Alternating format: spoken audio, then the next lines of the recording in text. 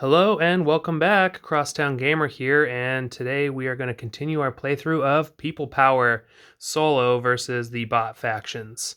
I will be playing as the red NPA faction in this playthrough, and the two bots are going to be the government and the reformers. This was the state of the board at the end of the last video. The government, as we can see, is poised for victory, but we're only a couple of cards deep in here, so I'm not too concerned about it just yet. We are the only eligible faction at the start of this, so we'll get right to the first card of the day in just a second. I did want to point out that I have made a mistake already that I was able to catch just now before I started this video. I should be checking on these personality cards as we go through, especially at the beginning. I'm going to potentially forget to use these powers. We haven't done terror or anything,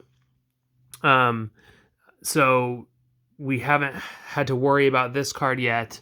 But the government special power, their personality, Juan Ponce Enrile, the defense fund siphon. So it says, as a special activity with any operation, spend 4 resources to gain 3 patronage. So as a special activity means anytime that they would do a special activity, they want to do this spend 4 resources to gain 3 patronage thing. And the text in the rule book says that the non-player factions, the bots, will always do this as their special activity, rather than the traditional, like the special activity listed on whatever card. So I can't remember if we did a special activity as the government last time or not, but I'm pretty sure we did, in which case we should have done this, and we didn't. We did something else. So apologies there. And then the last note here is it says spend 4 resources to gain 3 patronage. Well, the government or the bots don't track resources along the track, so really they just get to gain 3 patronage for free. So that's that. We can continue play as though we've been doing that the whole time. Luckily, I think there was only really one opportunity for that to have transpired, and we didn't do it. But let's continue along with the playthrough, get right back into it with Pope Jean Paul II visit. So normally the reformers will be first, government second, and the NPA third. However, both reformers and government are ineligible currently, so we are the lone operatives on this particular card. So we can do the event. It's -3 aid for each protest marker on the map. There's only one, so it'd be -3 aid, and aid currently is underneath here, sitting at 6. So we could push this down to 3. I don't think that's going to be the most bang for our buck, though, especially since we're the only ones operating this round. So we could do a full turn of special activity, everything, and not worry about, anyone getting in our way. Alternatively, we could do a limited operation, stay eligible for the next card, and hope that it's like a really good one. That is kind of the downside, I'll say, or just it's a different strategic element, playing where you can't see the next card to plan your moves in the 3-player coins or the 2-player coins. But so it's a bit of a gamble. I think we are going to do a special activity in an operation, though, so just to showcase some of our moves. And because we have this special power that affects terror, and the terror op is going to allow us to get more resistance on the board, which is what we want to do to win. I think we're going to go with that one and see where it takes us. So our menu of options here, terror is down here at the bottom. So we can build resistance and intimidate protesters. So any space with underground guerrillas, we can pay a resource per space, and we'll activate 1 guerrilla there, and we will an underground guerrilla. We will remove protest or strike, if any. We will flip the activist to inactive if we did that, and then we will place a terror marker if there isn't one in that space, and then we will shift one level toward resistance. So we have a good opportunity to do this in a lot of spots and get a lot of resistance on the map, or at least get things back to neutral if necessary. So where are we thinking about doing this? Well, the high population zones are going to be Manila. Unfortunately, we can't get resistance because we're only shifting one level. But we can make this neutral, and it would get rid of the protest spot, so all the activists would go underground. That could, all the activists would go inactive. That's a strong possibility. And then all the spots that have 2 population that we have underground guerrillas. So Northern Luzon is a good candidate for this because we can get 2 points there for the 2 resistance. Similarly, down here in Davao, we can get 2 points there. We can get 2 points here in Eastern Mindanao. So I think this is a good option for us. We don't necessarily want to do it here because it would make our base vulnerable. There wouldn't be any underground guerrillas protecting it. But let's get going here. So we are going to do it in at least this space. We might as well. I mean, I don't really see a reason not to do it there. We'll get an extra point out of it. We can do it here. We're going to save that spot for later. We'll do it. Nope, it has to be underground. We will do it in Manila, and we'll do it up here in Northern Luzon. So 1, 2, 3, 4. Just for... Actually, we will not do it here. We're going to save this spot for when we do our special activity. We're going to extort again. So we'll save it in a spot like Central Mindanao where we can get a resource from it instead. Okay, so let's go ahead and do our action. So we will do Operation Special Activity. First thing we do is we will remove any protest markers if there are any here. Actually, we should first pay for it. So there's 3 spaces now. 1, 2, 3 resources. We remove the protest marker, and that flips immediately all of these activists. Oh, the focus is like focusing on my wrist rather than on the board. Sorry for that if it's getting blurry. We have to activate a guerrilla here. We removed the protest marker, inactivated all of those. We get to place a terror marker. So we'll place that terror marker here, and we'll shift this 1 level toward resistance.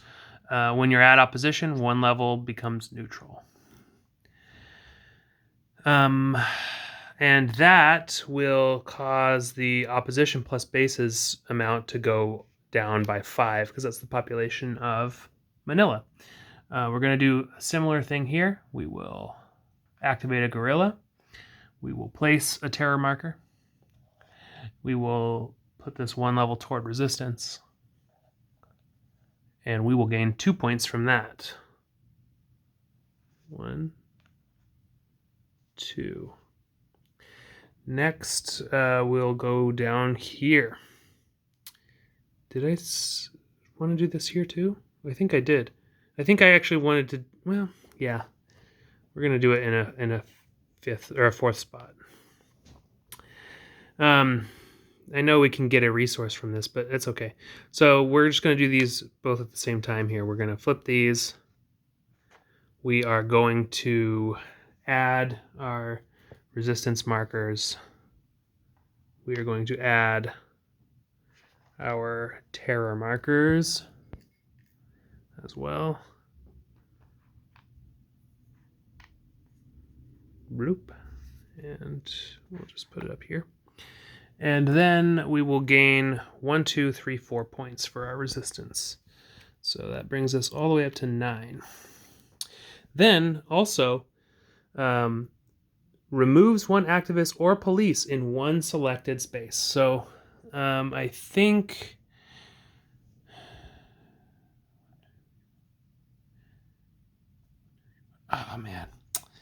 If we would have been able to leave our protest marker there, we could have removed a police here, and then they would have lost control of that. That actually would have been awesome, but unfortunately, that's not how it works. We can move a police up here. That might be nice to kind of wean get some of those police off the board. Alternatively, we could get rid of a police presence here, or this might be okay because it's a little closer to being able to remove their base, which would be really nice. So we're just going to do it down here. This goes back to available. And that was our terror op. And now we will go to extort. So any spaces, no government control, and an underground guerrilla. So we are going to do it here, even though it's our last underground one there. We'll go ahead and do it here as well. I don't know if this is strategically the best move, but I want to get some resources. We won't do it up here because I want to protect that base for as long as possible. So just those two spots, it looks like. So we'll activate our guerrilla, and we will get 1 resource for each spot, bringing us up to 4. Okay, and that was our turn. Next, we adjust the eligibility here. So we can do something like that, and we will go on to the next card. All right, next card, Campañang Ajos. Unfortunately, this does look like we would have been first eligible for this. Place 4 police from the map on this card. They return to available at the reset phase of the next election. Ooh. That like takes 4 police out of the game for the rest of the campaign. That would have been really awesome, up there. So it is a critical event for the reformers. Let's see if they take that action. Might be nice. Government's up first. Their next card is here. Where's my player card here? Here we go. So is it critical and effective? No. So they're going to do an operation and a special activity. Their operation, okay. Vulnerable reformer pieces in any space with police. No, all of the reformer pieces are underground. There aren't any vulnerable ones. So no, we're going to draw a new card. Okay. Any spaces without government control? Yeah, there's a bunch of those. Or at least a few of those. Any 2+ pop spaces with control, troops, police, and no support, protest, or strike. Okay. 2+ pop spaces. Okay, Manila doesn't count because they're... Wait. Control? Yes. Troops? Yes. Police? Yes. No support? Yes. No protest? No strike. Okay. Manila counts for this.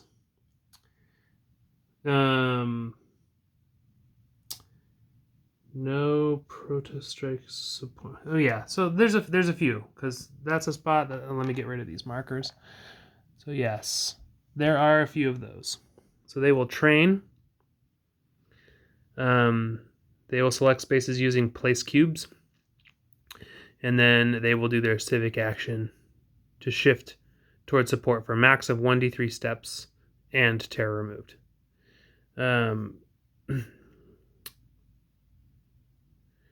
Okay, yes. So they are going to select a space using place cubes.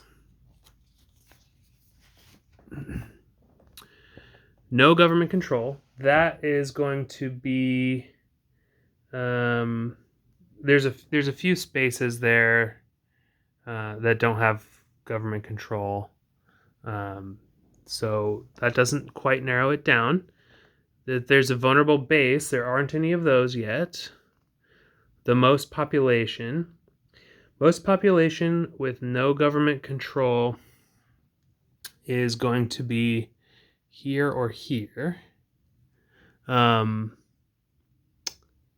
Yes, all the other 2 population spots do have control. Then, excuse, fewest enemy pieces is going to be, there's 3 here and there's 4 here, so it would be here. Let's double check that that is a legal space for them to do their train operation. It's a city or a countryside space with government control or a government base. This does not have government control nor a government base, so they cannot train here. So this is the spot that they are able to do it, because they can always do it in a city. And there's a base there. So this is going to be their first spot. And they will place up to 4 cubes, and they only have 3 available, so they will place these 3. And now I'm willing to bet, yes, indeed, 1, 2, 3 to 5, they do get control of this, which is unfortunate, but we've done what we needed to there. Okay, so they gain control. They get 2 more points because they care about that. They would normally have to pay for this, but they don't. And then they can select more spaces if they roll under this. So, I mean, I don't think they actually can because they're out of pieces, but so they got a 4 anyway. So they're going to stop because they don't have any more pieces. And now they can do their civic action. And it says in here, civic action may target an additional space not yet selected for train. So let's see how many steps they get to do. 3, the big 3. And then in their selections for shift towards support, NPA is a player, so they're going to do this at a space with resistance. There are a few of those, one of them being the place that they just did their action, but there are other spaces that are at resistance, yes. And then any spaces at neutral. But they want to do it at resistance, and they want to do it at the most population. That's still a tie. And then the fewest enemy pieces.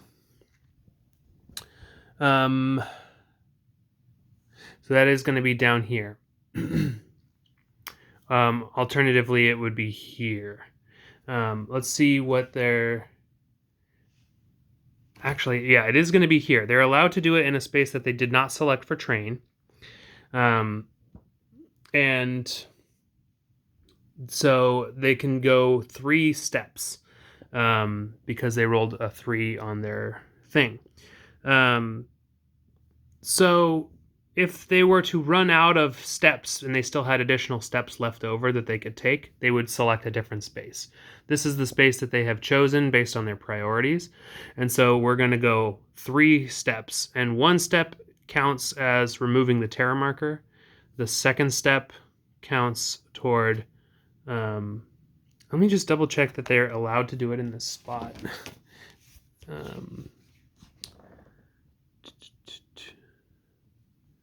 Oh, I think it's just, yeah, it's anywhere in one selected space with government control.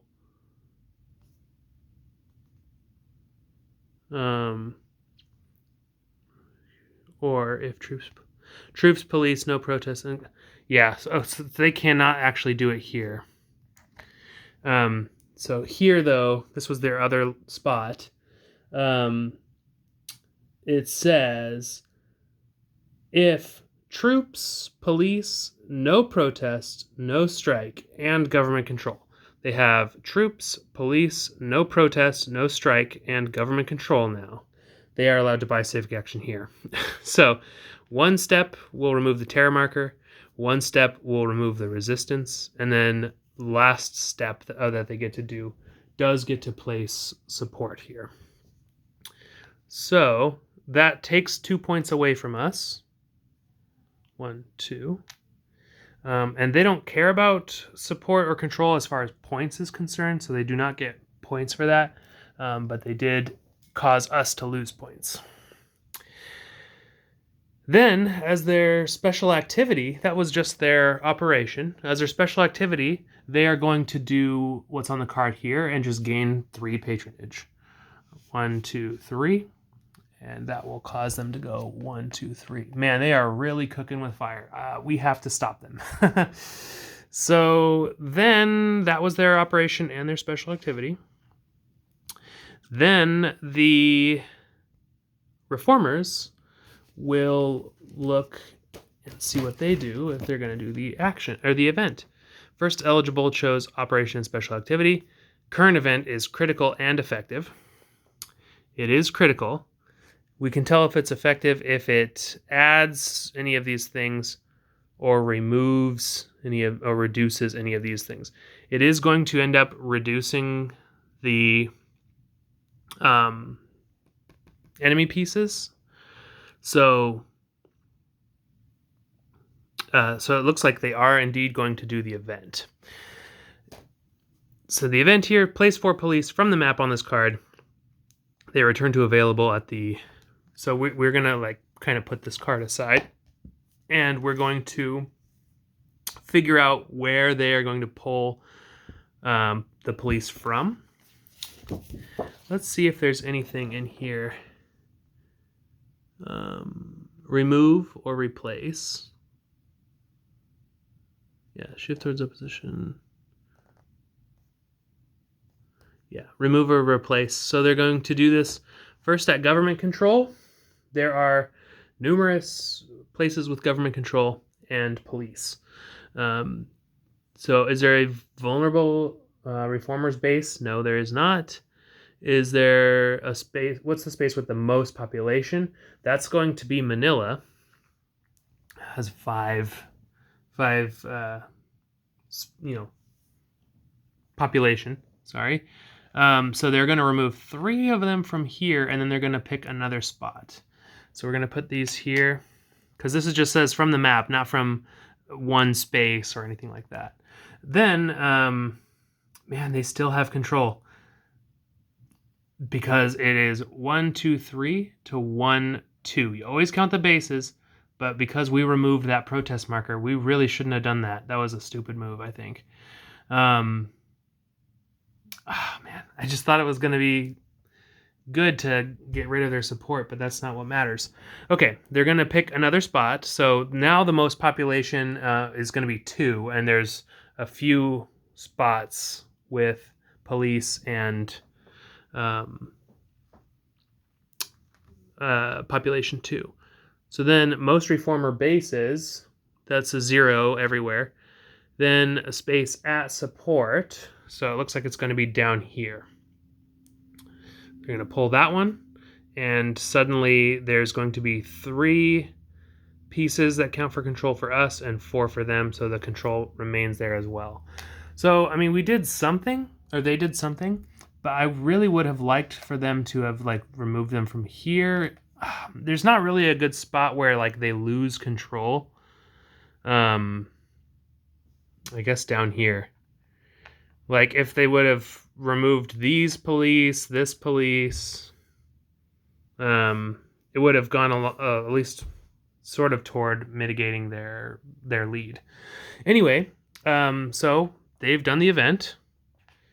And they will get those police, the government will get those police back at a future date. So now we become eligible again. The government and reformers become ineligible again, and we draw the next card. Next card is going to be Bayan. So for each 4 patronage, shift 1 space toward opposition or resistance. Ooh, well, this is a little spicy. So, the patronage is currently at 12, so we would get to shift 3 spaces toward resistance.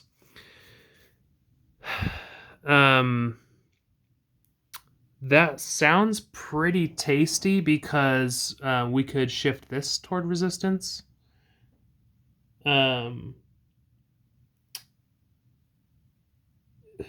Usually, when you're doing a shift, sorry, I'm just pausing because a lot of times it's like when you're shifting, you're like buying civic actions and you're doing things in the election round, for example, to shift. You have to remove all the terror markers first before, like, this counts as one unit of shift.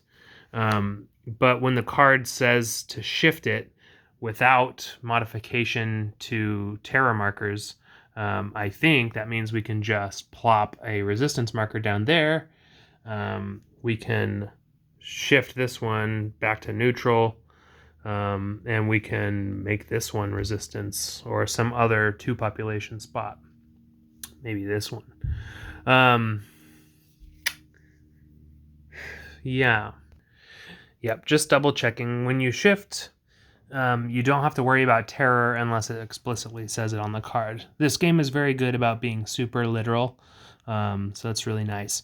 So we would end up getting 3 shifts, basically. So we would get 1, and then like 2 and 3, and that would give us 9 points, bringing us from 4 all the way up to 13, and we would be really close to our winning condition as well.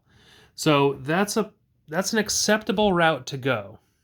However, the government is up here, 1, 2, 3, 4, 5, 6, 7 above their victory margin, and now we are currently, this is card number 1, 2, 3, 4. This is card number 5. And we shuffled the election cards into the bottom 4 cards of the campaign, and there's 10 cards in the campaign, event cards in the campaign. So really, it's getting dangerously close to the government or the election card coming up. And if we're past our victory threshold, we don't win until the end of the actual, like, bottom of the deck, because that's the way it works with the bots. Now, the NP, the non-player factions, the bots, can win at any time on an election card. So, like, if an election card came up right now, it would be game over.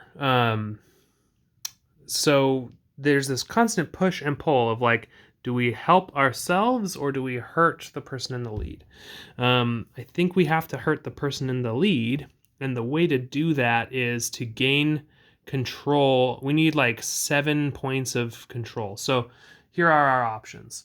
We can try to rally in a city like this. We'll hopefully get control back of Manila, and that would be a 5-point swing. And then we could do it in another spot, up here or something, maybe down here, to try and get control that way. Because if we get control of places, that is going to tick down on the victory counter there. I think that's what we have to do, as much as it pains me, because I would really love to just get 9 points of resistance on the board for free. Oh man, it's so tempting. So we can rally and we can place, a bunch of things here. So we would get 1 guerrilla here. And that's not enough to actually do anything. So we would not be able to take this over, because we get to place 1 guerrilla or 2 with a base. If there is a NPA base there, which there's not, that's when we get to do up to population plus bases. So we wouldn't get to do it. We wouldn't get to have enough to turn the tide here. It would be, they would lose control, because we always count the reformer's base, and we have 1 piece. So if we add 1 more piece here, that would be 3 against the government's 3. So control would be lost for the government, which would cause them to go down by... Okay, this is what we're going to do. So we will rally there, And then we need to rally in another spot. We only have one available, but we can always pull from elsewhere on the map. So we need, how many up here? 1, 2, 3, 4, 5, 6, 7, 8 to 5. So we need at least 3 more pieces here to cause them to lose control. Down here, we only need 1. So this is looking like a good spot for it. And then here we would need 3. I mean, we can place 3 here because the population plus the bases is 3. So I think that's what we're going to have to end up doing. All right. And whenever we place them, we place them underground, which is kind of nice because what we can do is this. So this will cost 1 resource per space that we select. We're going to select this space, we're going to select this space, and we will select the space down here. So 3 spaces cost 3 resources. 1, 2, 3. We're down to 1. Now, in each space, we're going to do the following. So we will place 1 gorilla there from the map. Now we have 1, 2, 3 to 1, 2, 3. Government loses control. They go down by 5 points. So 1, 2, 3, 4, 5. Up here, we get 3 pieces. We don't have any more in the available, so we have to pull them from somewhere else on the map. What I think I'm going to do is pull it from here, pull 1 from here, and no, that's going to give them control. Oh, this is so hard. You know what? I'm not as worried about... Oh, this is kind of like the bridge to Terabithia here. We need to like have something there. We can lose control here, but make sure the government doesn't get control. And yeah, we're gonna end up having to do it this way. Okay. So government does get control of this. Like that. And then, yeah, we lost control of that. These 3 pieces come up here. If I'm pausing, it's just because I'm thinking about the implications of my actions. Okay, so now there's 8 to 8. So they lose control here. They lose 2 points, but they gained a point from being down here. And then our last space is here. And I guess we're going to have to do this after all. Let's just take it from here. We can put up to 3. But I think we're going to end up just doing 1 so that it's 4 pieces to 4 pieces and the government loses control of this. We lost control of this as well. So government loses 2 more points. 1, 2. And then, yeah, that's what had to happen, I think. Okay. This game's stressing me out. So we were doing an operation. We can now extort, which we will do here for sure. We'll get a resource. We will do here because, I don't know, why not? We'll get a second resource. And then we will do it down here for a 3rd resource. So 3 resources back. 1, 2, 3. And that is our turn. So we'll adjust our eligibility. I think I will call it here for the day, but we will at least see what the next card is and see what's going to happen.